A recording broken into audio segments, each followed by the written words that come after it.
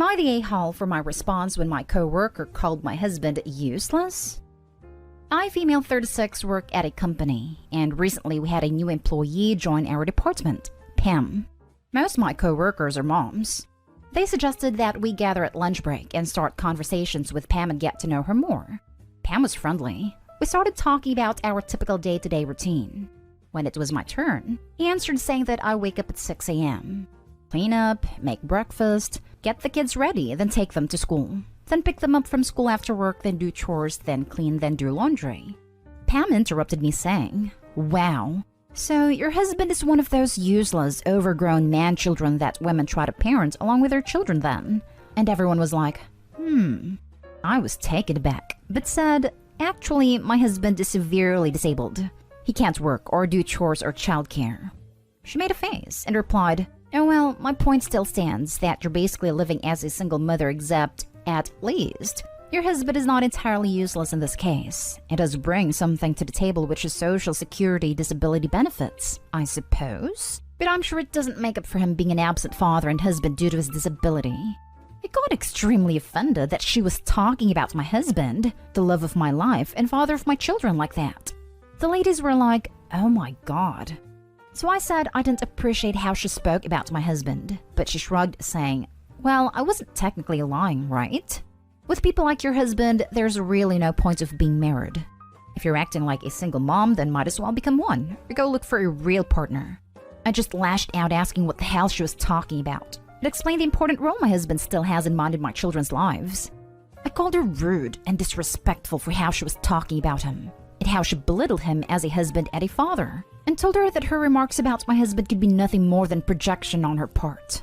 She laughed and said, "My husband is a doctor. That much is enough. Need I say more?"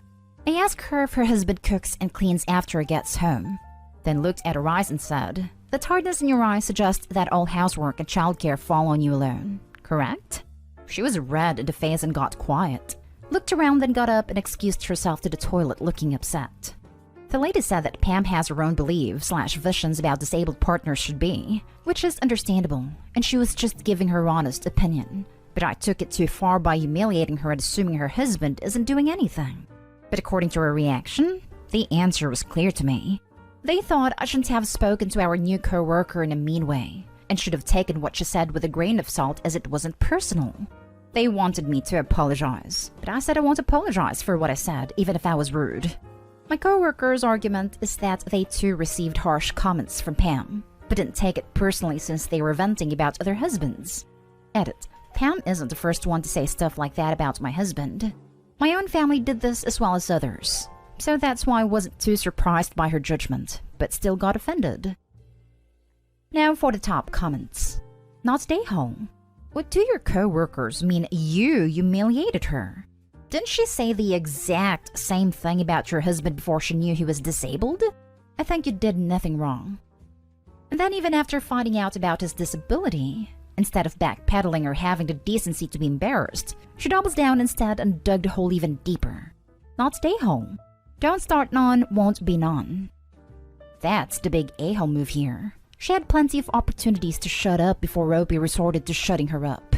Can't take it? Don't deal it.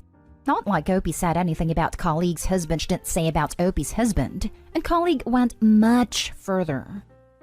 Not stay home. So here's what you learned about Pam today. Pam is an ableist. She's also a judgmental hypocrite who likely has one by one destroyed each of your co-workers in one way or another, so often that they shrug and say that's how she is. Here's what you've learned about your co-workers today. Your co-workers accept judgmental behavior as that's the way it is, and protect her from being hurt. They have accepted her behavior to the point where she is okay to humiliate others, you, but if she gets embarrassed, they protect her. I don't consider what you said rude, and I wouldn't apologize. Looks like karma's already found her, but she didn't learn. Absolutely. I noticed other behavioral issues with her, and it was obvious she's only pretending to be nice, and has a completely different personality than what she's showing.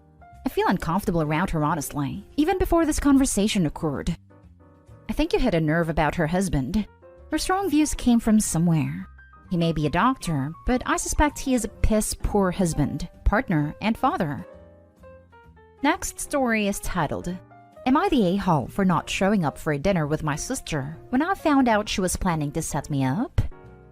I, 34 male, am a single dad of 2 amazing kids. My 18-year-old son and my 14-year-old daughter.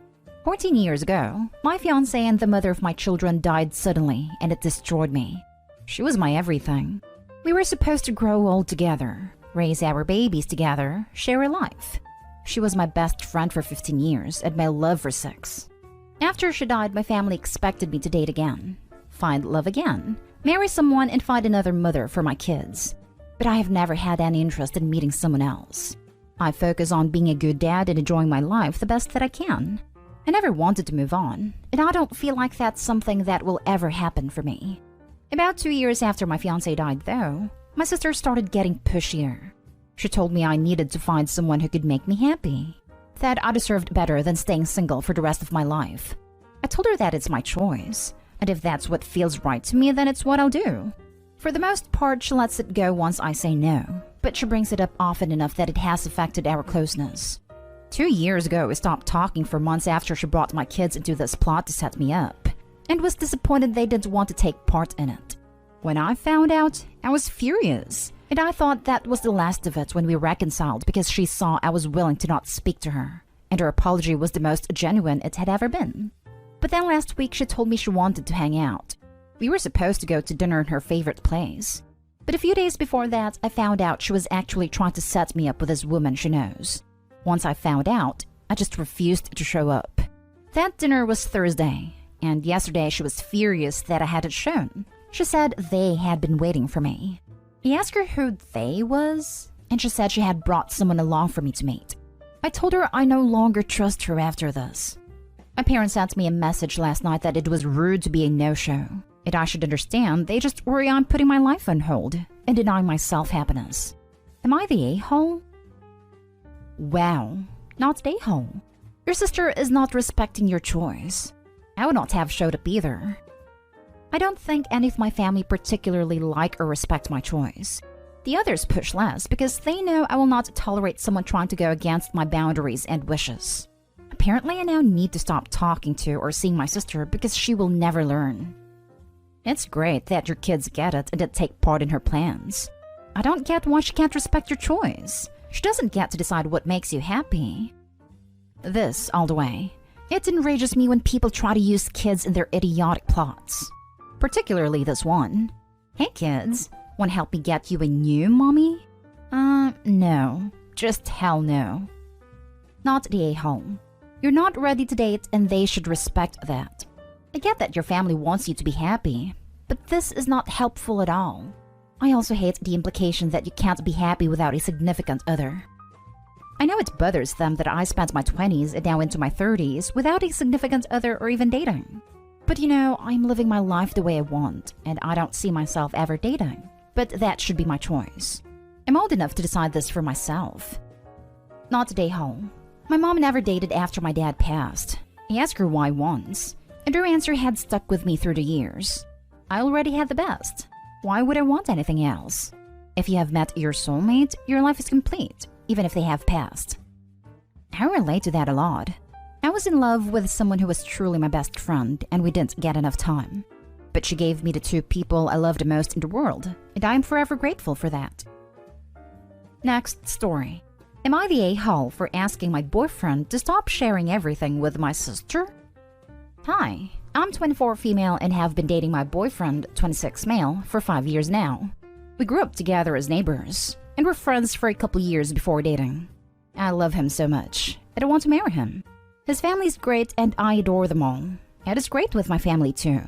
He also formed a great relationship with my sister, 21 female. But the issue is that I think their bond is too close. My boyfriend and I live together, but he spends a lot of time with her.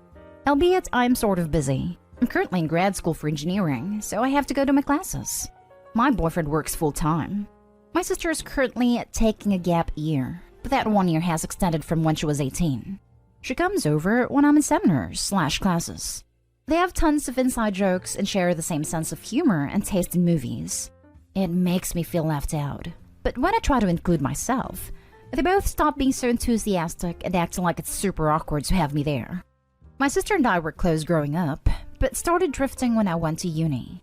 When my boyfriend isn't there and I talk to her, she becomes kinda cold and sometimes says rude things. Once she told me to my face that I'm not good enough for him, that he deserves better, which made me cry for a couple days.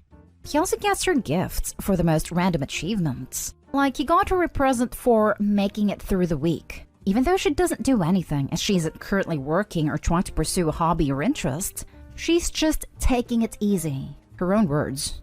Don't get me wrong, I'm glad my boyfriend and my sister are friends. But my major problem is that my boyfriend tells her everything. Literally everything. He tells her things he doesn't tell me and talks to her about me and our relationship. She knows all our issues and good parts, to a level of detail that I wouldn't even tell my closest friends or parents. She even knows the grades I got in my midterm/finals and what I think about my manager. I work part-time to contribute to our apartment, but I also get paid for my research, which goes towards our needs as well, which I feel is unnecessary for her to know since I didn't tell her myself. I asked him to step back a bit and stop telling her things about me and our relationship, but he was shocked and told me that I'm an a-hole for even requesting it. Now I feel guilty. So am I the a-hole? Now for the top comments before the little update. Not the a-hole, but I'm 90% certain your sister and boyfriend are hooking up while you're in class. I'm 100% certain. I reserve 10% that they're just having an emotional affair, but sister at the very least would like it to be more. And when it tells you that someone deserves better than their current partner is talking about themselves. Not the a-hole. They're both grossly out of line and are at minimum having an emotional affair. Kick them both to the curb. I don't see how this is salvageable. I wrote way too many lines in my judgment where emotional affair would have cut it. Think you hit the nail on the head. Who is he in a relationship with? You or your sister or both? There are so many red flags here that I would be taking a serious look at your relationship. Keeps Opie for money and the sister is a side chick to bang when Opie is at home at this point. The level of we know each other very well is very unsettling, and it sounds like an emotional affair. However, I think there is more to it. Opie needs to take a step back and find out. Edit. Thank you all for your responses and advice. You've literally made me reconsider everything that I thought I knew. The consensus is that there is something shady going on with my boyfriend and my sister, which just makes me want to vomit. I'm now reading into every interaction and conversation, and I feel so naive for not noticing the red flags. I'm going to take your guys' suggestions and set up some nanny cams in my apartment. Either way, it'll be good security. If nothing happens, then it'll be reassuring. And if something does happen, well, I'll deal with that after. I'm going to drive to the store right now to pick up the cameras. I'll try to update soon, hopefully with positive news. Now for the last story. Am I the a-hole for telling my husband to suck it up? I am the main caregiver of our baby, 6 months old. I deal with a lot, including a medical condition that occasionally paralyzes me from neck down. It can take a few hours until I can move my hands when it happens, and sometimes even a whole day. My legs take longer. For the last 2 weekends, suddenly my hubby gets a high fever. No other symptoms, no COVID we checked, and claims he is too sick to even watch the baby for a minute while I pee. Last weekend I gave him all the space he needed, went to my folks' house and took care of him every few hours when my parents watched the baby. I was frustrated, but I understood. During the week he was okay again, worked till late and acted normal. Yesterday, a few hours after I started getting paralyzed, he suddenly broke with a low fever again, crying out that he is sick and he can't take care of the baby. With only one arm working, I took care of the baby all night long, terrified that it would go paralyzed as well. Whenever I begged for help, like change his diaper or make him a bottle, he yelled at me and got mad. This morning I lost all my limbs again, and my jaw was stuck for an hour. After that, while he complains that he's too sick and I need to handle the baby all day, I yelled at him to suck it up and take care of his child because it is not safe at all. I can't move my fingers. How can I keep a baby from falling, or feed him, or help him at all? He got really offended, saying I should be more compassionate to his fever and how cold he feels, and that I should find a way to unparalyze myself so he can sleep. I got even more mad, considering how many doctors told me that I cannot stress myself out of it, or it gets worse. He also said I am the a-hole, since it seems like I don't believe his mild fever is as severe as my condition. Am I the a-hole for not agreeing with him and telling him to take some responsibility for his child? Edit. My paralysis happens every few months, and I know an hour beforehand that something is wrong.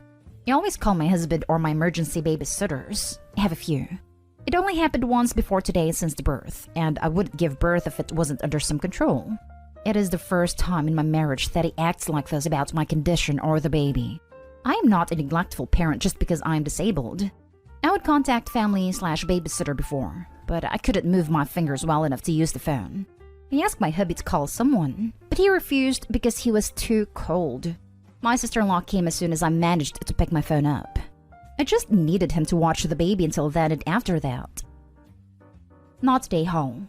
It sounds like he's faking, honestly. He's fine during the week, but when he has to help with the baby on the weekends, he's sick? Even if he was faking, when you have a kid, the kid comes first. Sometimes you have to take care of the kid when you are sick or hurt. It just happens. Kids bring a lot of colds home and everyone at home catches them. Every parent has to take care of a kid when they feel like crap. It is how it works. The fact that he thinks he should get a pass because he has a fever, which is honestly the least crappy symptom he can have, even though his wife is paralyzed, is a sign he is a selfish a-hole and a bad parent. But if he gets a fever again, he needs to see a doctor. Recurring fevers are just not a normal thing. He certainly wouldn't want to pass anything along to the baby now, would he? This has to be rage bait. No one is genuinely that whiny and self-centered and absolutely stupidly careless. With a highly unlikely chance this is real, it'd obviously be not a hole. Your husband is absolutely useless. It is pretty obviously faking sick to get out of parenting. You don't have a partner. If you don't get a partner, what's the point of being married? Wish it was, really. I'm sitting here crying as this is not the man I married. Update. Thanks to your advice, I found the voice controls on my phone and can now use them. You had to talk with him without him yelling at me that he is cold and too sick to deal with me. I'll try to stay in another room tomorrow when I feel better.